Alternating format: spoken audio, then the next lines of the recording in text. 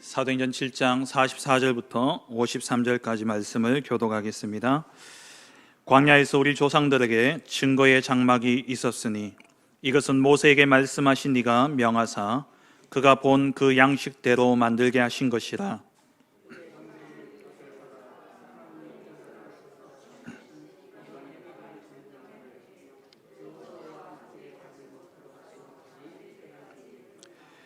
다윗이 하나님 앞에서 은혜를 받아 야곱의 집을 위하여 하나님의 처소를 준비하게 하여 달라고 하더니, 그러나 지극히 높으신 이는 손으로 지은 곳에 계시지 아니하시나니 선지자가 말한 바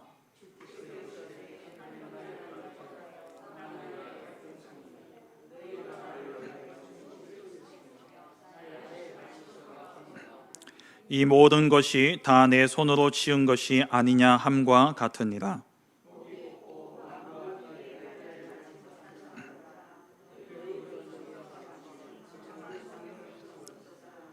너희 조상들이 선지자들 중에 누구를 박해하지 아니하였느냐?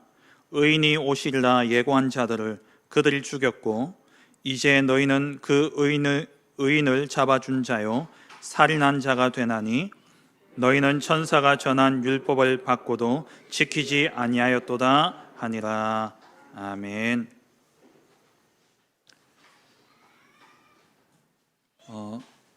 지금 우리가 예배를 드리면서 몇 가지 이렇게 변화를 계속 주고 있습니다. 어떻게 하는 것이 예배에 우리 성도님들이 온전히 집중하고 또 말씀에 집중할 수 있을까? 그래서 칠판도 써보고 또 이렇게 뒤에 아무 자막도 없이도 해보고, 또 오늘은 조금 자막을 화면상으로 이렇게 띄워서 해볼 텐데요. 어쨌든 여러분들 말씀을 이렇게 적는 게 훈련이 되다 보니까는 우리 렘넌트 예배 때 그 자막을 띄워주니까, 화면에 띄워주니까요, 나오자마자 뺏겨 쓰느라고 정신이 없어요. 그래가지고 이렇게 말씀을 듣기보다도 뺏겨 쓰는데 너무 바쁘더라고요. 그래서 자막을 또 없이 해야 되나, 이렇게 칠판을 쓰면은 그래도 쓰는 동안 같이 따라 쓰니까 괜찮은데 딱 띄워주니까 그걸 써야 된다는 사명 속에서 막 바쁘게 쓰시느라고 귀를 열어놓고 쓰셔야 되는데 닫고 쓰시는 것을 같아요. 그래서 오늘 귀는 열어놓으시고 너무 그렇게 열심히 안 베껴 쓰셔도 됩니다. 제가 오늘 저녁이나 내일 아침 되면은 또 요약본을 그대로 이렇게 올려드리기 때문에 놓친 부분들은 그걸로 이렇게 참고하셔서 쓰시고, 어쨌든 듣는데 집중하시고, 듣는데 그냥 3, 40분 말만 듣다 보면은 이게 무슨 말인지 모르기 때문에 자막을 통해서 길잡이 역할을 하도록 하기 위해서 띄워드리는 거기 때문에 베껴 쓰라고 드리는 건 아니니까 귀를 열어놓으시고 듣는데 집중하시고, 나중에 들은 그것을 또 요약본 올려드리면은 그걸 통해서 이렇게 확인하시고 그렇게 하시면 되겠습니다. 오늘 주신 본문을 가지고 스데반의 설교라는 제목으로 함께 말씀의 은혜를 나누기를 원합니다. 저는 예전에 이라크에서 우리 젊은 남자 한 분이 이렇게 죽는 모습을 이렇게 생방송이 됐잖아요. 그 탈레반에 잡혀서 그때 참수를 이렇게 당하셨는데, 그때 그분이 제가 알기로는 평신도 선교사였던 걸로 제가 알고 있어요. 그랬던 그분이 이제 미군에 납품하는 업체에 일을 하시면서 선교사 역할을 평신도 선교사로서 일을 감당하셨는데, 그때 이렇게 순교 돌아가시는 그 모습을 보면서 제 마음에 순교가 멀리 있는 게 아니구나, 순교가 역사상에만 존재하는 것이 아니구나라는 생각이 그때 제게 불현듯 들어왔어요. 그러면서 과연 나는 순교할 수 있을까? 근데 저는 겁이 많거든요. 저는 고소공포증도 있고, 그래서 나는 저 순간에 못할 것 같다. 나 주님 부인하고 부끄러운 죽음 당하면 어떡하지? 그 생각을 참 많이 하면서 그때부터 제가 하나님께 기도했던 게, 하나님, 정말 진리와 비진리, 복음과 또 복음에 반대되는 그러한 선택의 상황 속에 있을 때에 하나님, 정말 복음을 선택할 수 있는 그 은혜를 내게 달라고. 순교는 은혜 받은 자만이 할 수 있는 것입니다. 용기 있는 자가 할 수 있는 것이 아니라 하나님의 은혜 입은 자가 순교를 할 수 있는 것이죠. 그리고 또 그 이후에 또 우리 샘물교회, 분당에 있는 샘물교회에서 아프가니스탄에 단기 선교를 가서 거기서 24명이 27명인가 이렇게 피납되었어요. 그 가운데 목사님 한 분과 젊은 청년 한 명이 또 총에 맞아서 죽게 되어진 그러한 일이 있었죠. 다른 분들은 참 다행으로 이렇게 풀려났습니다만은 그러한 모습들을 보면서 과연 순교가, 그러니까 우리가 이 땅에 살아가면서 그런 생명을 내놓는 순교도 있어야 되지만, 또 그런 상황이 오겠지만, 우리의 삶의 순간순간 우리는 순교의 삶을 살아야 되는 것입니다. 생명을 내놓는 그러한, 생명을 드려야 되는 그러한 순교의 결단의 시간도 오겠지만, 그것만 바라보고 우리가 신앙생활 하다 보면은 사단의 많은 전략에 걸려서 넘어지게 되어 있어요. 우리의 삶 속에서는 많은 부분 순교자의 자세를 가지고 살아가야 됩니다. 가장 큰 순교가 뭘까 한번 생각해 봤어요. 지금 이 시대에 미디어 순교가 아닌가라는 생각이 듭니다. 손에 들려져 있는 휴대폰, 그 스마트폰을 가지고 우리가 잠시도 내려놓지 못하죠. 제가 그렇더라고요. 저는 정신병이 없는 줄 알았는데 휴대폰을 손에서 놓고 어디 다른 데 놔두고 오니까는요, 정신병이 도지더라고요. 이렇게 불안하기 시작해요. 그걸 보면서 내가 중독되어져 있구나. 우리의 많은 부분에 이 시대에 우리 렘넌트들과 우리 성도님들에게 사실 전쟁이 나지 않는 이상, 저 김정은이가 쳐들어와 가지고 목에 칼 대지 않는 이상 우리 지금 당장 생명을 내놔야 되는 그러한 믿음의 선택의 순간은 아마 아직 오지 않을 겁니다. 그런데 순간순간 사단은 우리에게 속이고 있는 것이 뭐냐?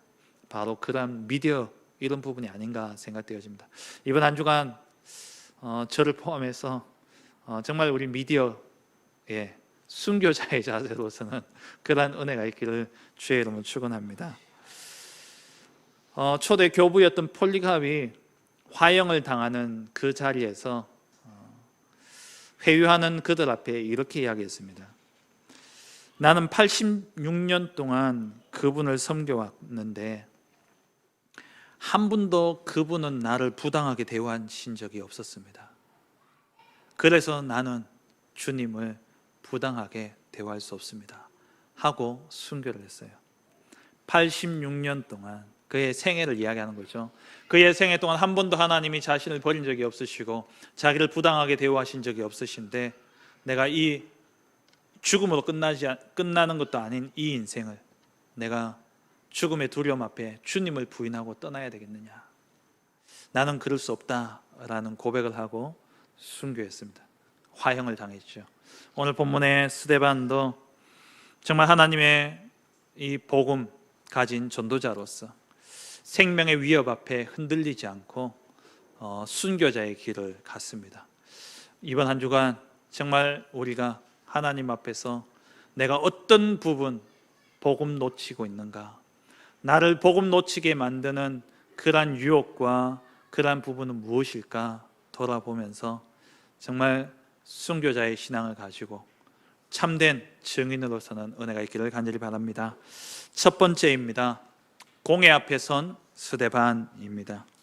오늘 본문의 스데반이 공회 앞에 서게 되어졌죠. 6장 8절에 스데반이 은혜와 권능이 충만하여 큰 기사와 표적을 민간에 행하니, 그러니까 이런 큰 역사를 이루니까 그들과 이제 논쟁하는 자들이 일어났죠. 그 논쟁하는 자들이 스데반을 이기지를 못했어요. 그래서 사람들을 매수하고 이들은 거짓 증인을 세워서 스데반을 체포하게 됩니다. 어떻게 보면 예수님이 십자가에 못 박히시고 죽으시는 그 모습과 참 똑같죠. 사단이 하는 짓은 늘 똑같습니다. 거짓말장이요, 거짓의 압이기 때문에 늘 거짓말로 속이고 회유하고 그리고 복음 가진 자를 핍박하고 있는 것이죠. 예수님을 죽인 방법과 똑같았어요.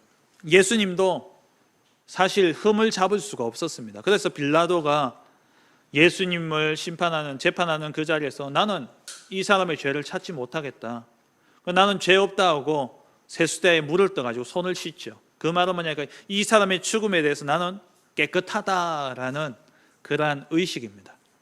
그런데 그 죄가 씻겨진 게 아니라 사도신경을 통해서 우리는 계속 고백하고 있잖아요. 그래서 이들이 거짓 증인들 세운 겁니다. 마가복음 14장 55절에 보면은 대제사장들과 온 공회가 예수를 죽이려고 그를 칠 증거를 찾되 얻지 못하니, 증거를 찾지를 못했어요. 그래서 이는 예수를 쳐서 거짓 증언한 자가 많지만, 또 거짓 증언한 자들 나와요. 근데 그 증언이 서로 일치하지 못합니다. 다 거짓말이니까 일치할 수가 없는 것이죠.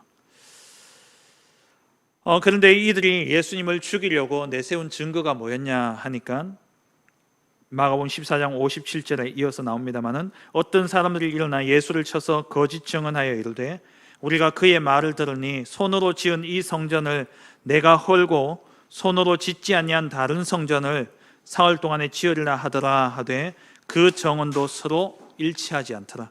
그러니까 이 증언도 서로 일치하지 않았어요.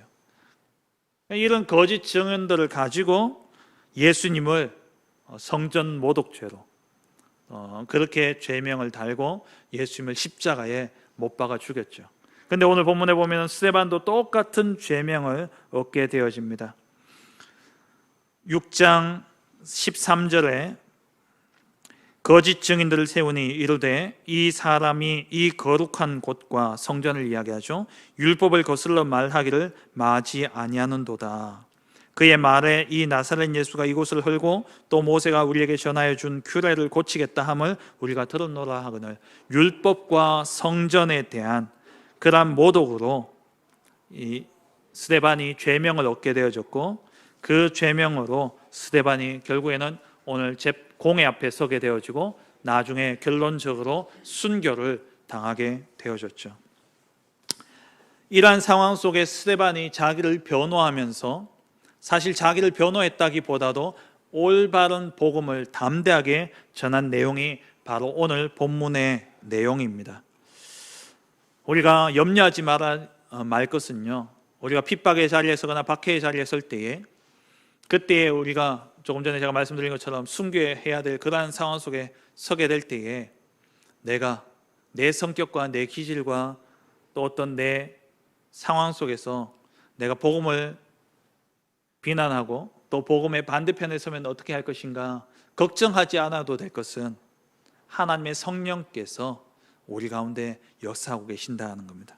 오늘 본문에도 스데반이 성령에 충만해서 이렇게 말씀을 하시죠. 마태복음 10장 19절 말씀에 보면은 예수님이 12제자를 현장에 보내시면서 하신 말씀입니다. 너희를 넘겨줄 때에 어떻게 또는 무엇을 말할까 염려하지 말라.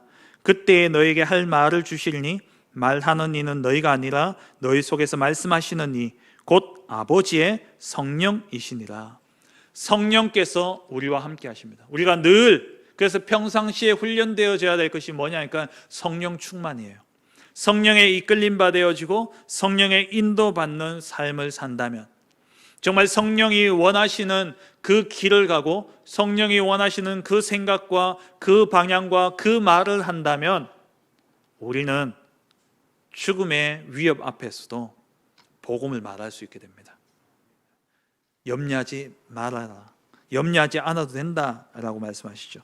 너희 속에서 말씀하시는 이 곧 너희 아버지의 성령이시니라. 성령의 충만 받는 은혜가 있기를 주의 이름으로 축원합니다. 두 번째입니다. 스데반의 설교입니다. 성경에 보면은 여러 설교가 많이 나옵니다만은 성경에 나온 설교 중에 제일 긴 설교입니다. 그도 그럴 것이 아브라함으로부터 시작해가지고 솔로몬의 성전 건축까지, 그리고 그것을 지나서 지금 유대인들에게 전해주는 그 말씀까지 이야기하고 있어요. 이 성경에 나온 이 스데반의 설교를 보면 크게 네 가지로 구분할 수 있습니다. 2절부터 16절까지는 족장 시대입니다. 아브라함으로부터 요셉에 이르기까지 그 내용을 2절에서 16절까지 이야기하고 있어요. 메소포타미아, 즉 갈대아 우르에 있던 아브라함을 영광의 하나님께서 선택하셨고, 그 아브라함에게 땅을, 이 약속의 땅 가나안 땅을 허락하셨다. 그러면서 이 아브라함이 아들을 낳았고, 그리고 이삭을 낳고 또 야곱을 낳고, 야곱이 12아들을 낳았지만 그 가운데 요셉을 통해서 애굽에 들어가게 되어졌다라는 내용을 16절까지 말씀하고 있고요. 그리고 출애굽부터 가나안 땅 정복까지의 내용이 17절부터 45절까지 나오고 있습니다. 그리고 왕정 시대, 다윗 왕, 솔로몬 왕이 성전 건축하는 내용이 46절부터 50절까지 기록되어지고 있고요. 그리고 51절부터 53절까지는 이런 유대인들, 무지한 유대인들을 향한 질타가 51절부터 53절까지 나오고 있습니다. 스데반이 2절부터 53절까지 긴 설교를 하고 있는데, 한마디로 구약 전체를 가지고 무엇을 이야기하고 있냐니까는 율법과 성전에 대해서 올바른 이해를 전달하고 있는 것이죠.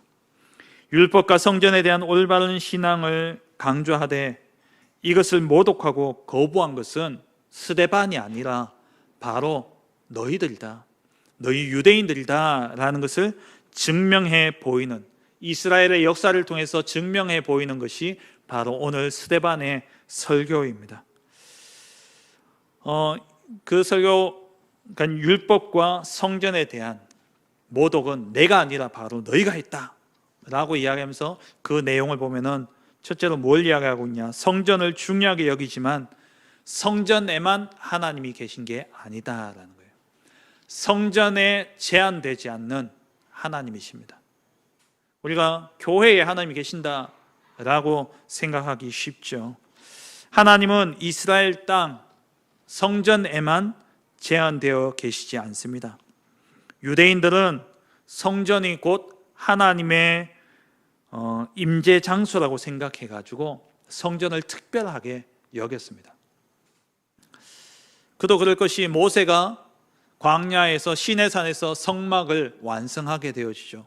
성막을 완성했을 때에 그 성막에 하나님의 영광이 구름과 같이 충만하게 임했습니다. 그 모습을 보고 저기에 하나님이 계시는구나 이스라엘 민족들이 알게 되어졌죠. 그리고 또 하나님의 임재를 상징하는 언약궤가 성막 안에 있었습니다. 그러다 보니까 이스라엘 민족들은 성막, 성전에 하나님이 계신다라고 생각한 거예요. 이 고대 근동의 사람들이 가졌던 그 신관이, 그게 이제 이스라엘 민족들에게도 영향을 줬는데, 이들이 가지고 있던 그 신관이 어떠했냐면은, 이들은 이 신이 전 세계 어디에나 계신다라는 신관이 아니라 국지적으로 어느 한 지역에 국한되어져 있는 신이라고 생각을 한 거예요. 그래서 우리가 요나서를 보면은 요나서에 보면 이런 표현이 나오잖아요. 요나가 여호와의 낯을 피해서 다시스로 가는 배를 타게 되어지죠. 근데 이 요나의 생각이 뭐냐니까, 여호와의 낯을 피했다는 이 말이 뭐냐니까 국지적인 신관이에요. 여기서 도망가면 하나님을 없을 것이다라는 생각인 거예요. 그런 신관이 유대인들에게도 은연중에 있었던 겁니다. 세계 어디에나 하나님은 계시죠. 하나님은 어디에도 제한받지 아니하시고 시공간을 초월하여 우리와 함께하고 계십니다. 그 말씀을 오늘 아브라함을 들어서 이 스데반이 이야기하고 있는 거예요. 너희가 성전을 그렇게 중요하게 여기는데 하나님은 성전에 가두어져 계시는 분이 아니시다. 어디에나 계신다. 어디에서나 우리는 하나님을 누리고 하나님과 함께 해야 된다는 것을 스데반이 말씀하고 있는 겁니다. 4절 말씀에 보시면은 2절 말씀에 보시면은요. 우리 조상 아브라함이 하란에 있기 전 메소포타미아에 있을 때, 메소포타미아는 그 지역 갈대아 우르 지역을 이야기합니다. 갈대아 우르 지역에 있을 때 영광의 하나님이 그에게 보였다. 이 말은 뭡니까? 이스라엘 이 가나안 땅에만 하나님이 계신 것이 아니라 이 하나님이 저 메소포타미아에 있던 아브라함에게 나타나지 않았냐? 갈대아 우르에 하나님이 나타나시지 않았냐? 그리고 이 아브라함이 하란에 머물잖아요. 하란에 있을 때 하란에 또 하나님이 나타나셨다는 거예요. 그리고 하나님이 가나안 땅에 왔을 때에 4절에 아브라함에게 지금 사는 5절 말씀에 이 땅을 아직 자식도 없는 그와 아브라함과 아브라함의 후손에게 소유로 주신다고 약속하셨는데 아브라함에게 땅 안 주셨잖아요. 아브라함이 죽을 때에 땅을 받지 못하고 죽었어요. 그러면 그 땅을 받지 못했다는 것은 하나님의 은혜를 입지 않았던 거냐 이 말이에요. 하나님이 약속을 땅을 주셨지 않냐. 하나님이 시공간을 초월해서 어디든 전 세계 어디든 하나님은 계신다. 성전에만 갇혀 계신 것이 아니다라는 거예요. 그 말씀을 오늘 말씀하고 있는 것이죠. 그리고 두 번째로는 하나님이 받으시는 예배 또한 성전에서만 제한되지 않는다라는 거예요. 성전에만 예배가 국한되지 않는다는 겁니다. 그래서 우리 계속해서 말씀 받는 것처럼 모이는 예배, 모이는 교회도 중요하지만 그와 함께 또 중요한 것이 뭐냐? 어떻게 보면 더 중요하다 할 수 있는 것이 흩어지는 예배입니다. 왜? 일주일에 6일은 흩어져 있기 때문에. 성전에만 국한되어지는 그 예배가 아니라 흩어지는 예배, 현장 예배. 하나님은 성전에만 국한되시는 분이 아니시고 예배도 또한 성전에서만 드리는 것이 아니다. 그래서 성전에 너무 가치를 두지 말라는 말이에요. 이스라엘 민족의 실패가 어디서 온 겁니까? 성전에만 국한되어져 있었던 거예요. 성전만 특별하다라고 생각한 거예요. 예루살렘 성전이 있는 여기만 특별하다라고 착각한 겁니다. 사실 유대인의 신앙은 율법과 성전 이 두 가지가 그들의 신앙에서는 최고의 가치였습니다. 그런데 이것을 모독한 것처럼 예수님도 보였고 또 스데반도 그렇게 보였으니까 이 유대교 신앙을 그 뿌리를 근간을 흔드는 그러한 말과 행동을 했다라고 했기 때문에 거짓 증거를 씌워가지고 다 예수님도 죽이고 스데반도 죽였던 것이죠. 하나님이 받으시는 예배는 성전에만 제한되는 것이 아닙니다. 호렙산에서 모세는 발에 신을 벗고 그곳에서 떨기나무 아래 불타는 떨기나무 아래에서 하나님을 경배하고 하나님을 배웠어요. 거기에서 예배드린 것이죠. 성전에만 국한된 것이 아니다라는 겁니다. 성막과 그리고 솔로몬이 지은 성전에서 물론 예배가 드려졌지만 하나님은 오늘 7장 48절 49절 말씀에 이 하나님은 그 성전에 국한되어지지 않는다라는 거예요. 48절에 그러나 지극히 높으신 이는 손으로 지은 곳에 계시지 아니하시나니 성전에 계시지 않는다는 말이에요. 성전에만 계시는 게 아니다라는 말입니다.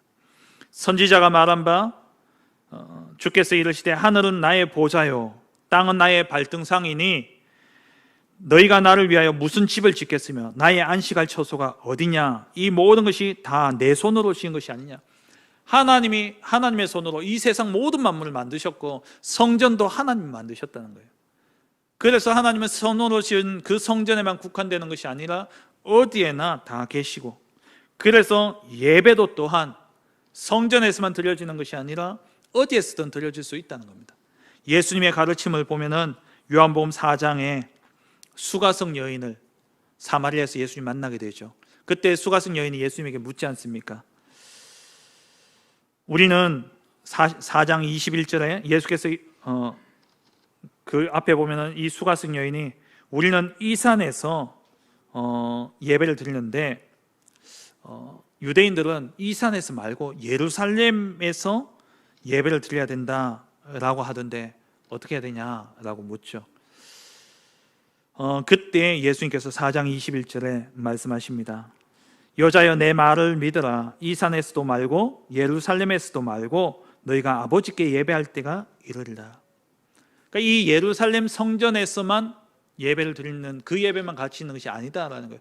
언젠가는 이 성전이 무너질 것이고 어디에서나 우리가 예배드릴 그때가 올 것이라는 겁니다. 그래서 4장 24절에 23절에 아버지께 참되게 예배하는 자들은 영과 진리로 예배할 때가 오나니 곧 이때라.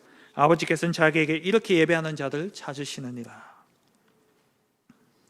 유대인들이 그렇게 소중하게 여기는 그 성전은 사실 처음에는 하나님 기뻐하셨지만 형식적이 되어지고 복음 놓친 그 성전은 더 이상 하나님이 기뻐하시는 곳이 아니었습니다. 그래서 하나님이 이 성전을 무너뜨리겠다 말씀하셨죠. 마태복음 24장 1절 2절 말씀에 예수께서 성전에서 나와서 가실 때에 제자들이 성전 건물들을 가리켜 보이려고 나아오니 대답하여 이르시되 너희가 이 모든 것을 보지 못하느냐? 내가 진실로 너희에게 이르노니 돌 하나도 돌 위에 남지 않고 다 무너뜨려 지리라. 성전이 중요하지만 이 성전에 하나님은 갇혀 있는 분이 아니시다. 언약 놓친 예배, 복음 놓친 예배는 소용없다. 차라리 교회가 아니더라도 저 게르심산에 있는 저 사마리아인들이 언약 가지고 언약 붙잡고 복음 가지고 예배 드린다면 그게 진짜 그곳에 하나님이 그들을 만나 주실 것이다. 그 말씀인 거예요. 이들은 성전을 모독했다고 예수님을 죽였고 성전이 무너질 것을 예언하신 그 예수님의 말씀을 듣고 성전 모독했다고 예수님을 죽였고 또 그것을 이야기했던 스데반도 성전 모독죄로 죽였지만 하나님은 그 성전을 무너뜨리기로 작정하신 겁니다. 왜? 복음이 없기 때문에. 오늘 그 말씀을 스데반이 설교로 구약의 역사를 가지고 계속 설명하고 있는 것이죠. 두 번째 내용은 뭡니까? 율법에 관한 부분입니다. 스데반의 설교의 두 번째는 율법이에요. 율법을 무엇보다 소중히 여기며 율법을 지키려는 너희가 그 율법 이전에 율법을 전달한 선지자는 너희가 거부했지 않냐? 지금도 너희가 그 율법을 완성하러 오신 예수님도 너희가 거부했지 않냐? 그리고 그 율법을 증언하는 나를 왜 죽이려 하느냐? 이 말인 거예요. 율법을 그렇게 소중히 여기고 율법은 하나님의 말씀인데 그 율법을 하나님의 말씀으로 이들이 받고 지키지만 그 율법을 전달하는 선지자가 나타났을 때는 한 번도 예외 없이 너희가 다 죽이려고 하지 않았냐? 지금도 너희가 그러고 있지 않냐? 이것을 스데반이 설교로서 말씀하고 있는 것이죠. 요셉이 나타났을 때 요셉의 형들이 나머지 10명의 형제들이 베냐민은 아직 태어나지 않은 동생이었으니까요 빼고 나머지 위에 10명의 형들이 어떻게 했습니까? 요셉을 거부하고 요셉을 애굽에 팔아버렸죠. 그리고 모세는 어땠습니까? 율법을 받아서 전달한 이 율법의 아버지라 할 수 있는 모세. 그래서 유대의 교회의 신앙에 있어서 가장 중요한 인물 중에 한 명이 모세 아닙니까? 그런데 모세를 이스라엘 민족들이 어떻게 했습니까? 거부했잖아요. 처음에는 7장 26절 29절을 보면은 애굽에서 모세를 거부했어요. 모세가 40세 되던 때에 이스라엘 민족이 애굽 사람에게 압제당할 고통당하고 압제당할 그때에 모세가 나서서 애굽인을 쳐 죽였죠. 그러고 있다가 이스라엘 민족들끼리 싸우니까 모세가 그 싸움을 중지하려고 나섰더니만 이 사람들이 뭐라고 이야기합니까? 애굽 사람 죽인 것처럼 나도 죽이려고 하느냐? 그러면서 모세를 거부했어요. 그 내용을 오늘 26절에서 29절을 이야기하고 있고요. 또 두 번째 모세를 또 언제 거부하느냐? 광야에서 모세를 거부하잖아요. 39절에 보시면은 우리 조상들이 모세에게 복종하지 아니하고자 하여 거절하며 그 마음이 도리어 애굽으로 향하여, 모세가 이스라엘 민족들을 그 애굽의 종되었던 곳에서 건져내어서 가나안 땅으로 이끌고 가고 있는데, 그때의 환경과 상황을 보면서 모세를 대적하고 모세를 거부했는 거예요. 너희가 그렇게 율법을 소중하게 여기면서 율법을 전달했던 그 모세는 너희가 거부했지 않냐? 똑같은 우를 너희가 지금도 범하고 있지 않냐? 율법의 완성자 되신 예수님이 오셨는데 그 예수님도 너희가 거부했잖아 라고 이야기하고 있는 거예요. 몽학선생으로 주어진 것이 율법 아닙니까? 하나님을 만나는 그 길 대신 그리스도, 이 그리스도로 인도하기 위해서 주신 것이 율법인데, 그 율법의 완성자 되신 그리스도가 오셨음에도 불구하고 너희들은 그를 죽였고 살인했지 않냐? 52절 53절에 말씀하고 있죠. 너희 조상들이 선지자들 중에 누구를 박해하지 아니하였느냐? 의인이 오시리라 예고한 자들을 그들이 죽였고 이제 너희는 그 의인을 잡아준 자요 살인한 자가 되나니. 그러면서 너희는 천사가 전한 율법을 받고도 지키지 아니하였도다. 결론적으로 보면 너희가 천사가 준 율법도 결국 너희가 지키지 않은 것과 매 한 가지다 라고 말씀하고 있는 것이죠. 이 본문을 51절부터 53절까지 이렇게 좀 쉽게 이해하기 위해서 표준 세번역에 보면은 이렇게 말씀하고 있습니다. 목이 곧고 마음과 귀에 할례를 받지 못한 사람들이여, 당신들은 언제나 성령을 거역하고 있습니다. 당신네 조상들이 한 그대로 당신들도 하고 있습니다. 그러니까 앞서 말씀드린 것처럼 요셉도 모세도 너희를 구원하려고 온 사람들을요 다 거부했어요. 그런 조상들처럼 당신들도 똑같이 하고 있습니다 라고 스데반이 설교하고 있는 것이죠. 52절에 당신들의 조상들이 박해하지 않은 예언자가 한 사람이나 있었습니까? 한 사람이라도 있었습니까? 당신들이 박해하지 않은 선지자가 어디 있었습니까? 하나님의 말씀 들고 섰던 선지자들 하나같이 당신들의 조상과 또 당신들이 다 박해하고 죽였지 않습니까? 여사를 보세요. 이사야, 예레미야, 우리 지난 수요 예배 때 살펴보았던 것처럼 예레미야가 바른 말 했다고 분명히 하나님의 말씀을 들고 예레미야가 선포했는데 시드기야가 네가 왜 그런 말 하냐면서 시드기야가 옥에 가둬버렸잖아요. 선지자들이 하나같이 다 박해받았습니다.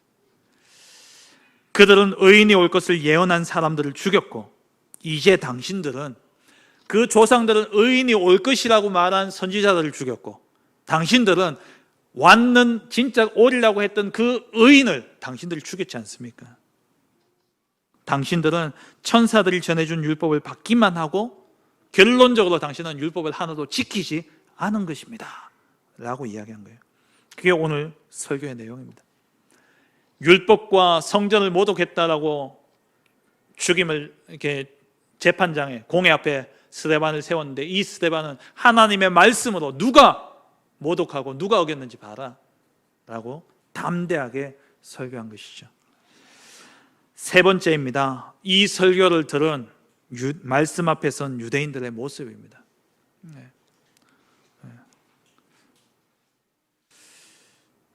그 앞서서 예수님도 거부했고 또 스데반도 그 증인으로 섰는 스데반도 이들을 거부했죠. 세 번째입니다. 말씀 앞에 선 유대인 이들의 반응이 어땠습니까?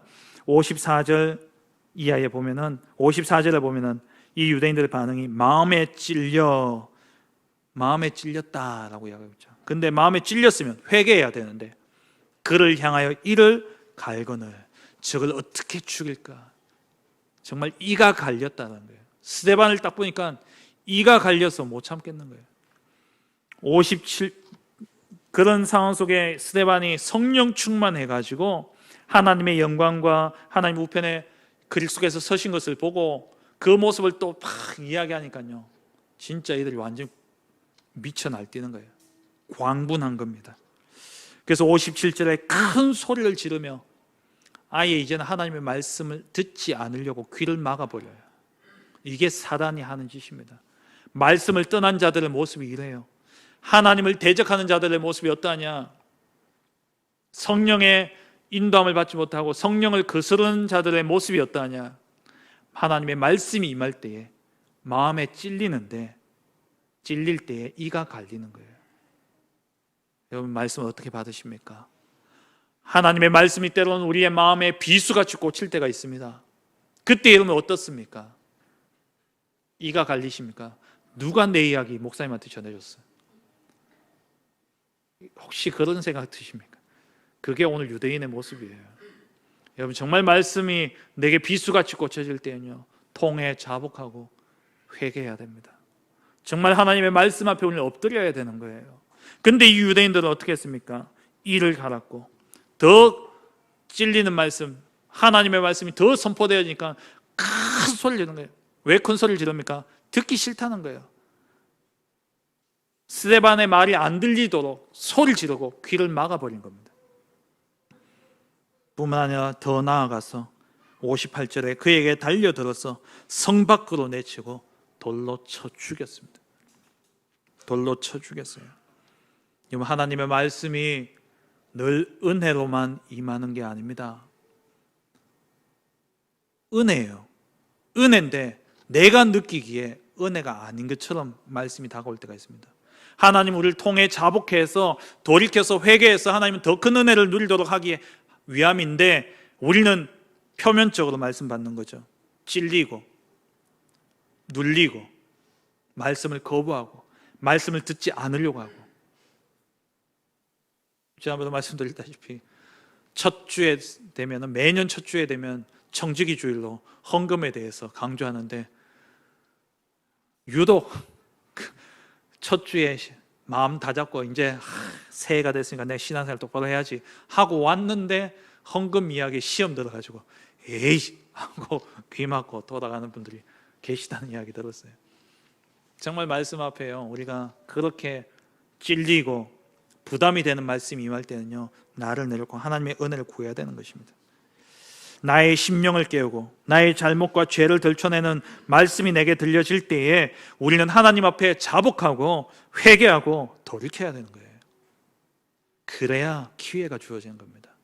그래야 말씀이 진짜 내게 은혜가 되어지는 거예요. 하나님은 은혜 주시려고 내게 깨닫게 하기 위해서 말씀을 주시는데, 우리는 말씀이 내게 비수같이 꽂힐 때 듣기 싫어하고 돌아서는 그러한 우를 범하게 되어지는 겁니다. 여러분, 유대인과 같은 자리에 서시겠습니까? 아니면 스데반과 같은 자리에 서시겠습니까? 하나님의 말씀 앞에서 정말 스데반과 같은 그러한 은혜의 자리를 찾아가는 축복이 있기를 주의 이름으로 축원합니다. 말씀을 맺겠습니다. 결국 스데반은 이 한 번의 설교로 순교를 당하게 됩니다. 한 번의 설교로 순교를 당하게 되어지죠. 스데반은 생명까지도 드리면서 어떻게 이렇게 순교할 수 있었겠습니까? 스데반은 생명을 가진 자였고 생명 걸 가치를 아는 자였고, 그리고 생명 건 사역을 한 그러한 중직자였습니다. 어제 우리 산업선교 메시지가 중대원 연합 예배였습니다. 그때 류 목사님이 우리 중직자들을 향해서 주신 말씀이에요. 생명 가진 자, 중직자는 생명을 가진 자고, 중직자는 생명 걸 가치를 발견한 자고, 중직자는 생명 걸 사역을 하는 자다. 그래서 우리 모든 중직자들은 현장 살릴 선교사고, 교회 살릴 선교사고, 그리고 미래 교회, 미자립 교회 살려야 될 사명이 있다.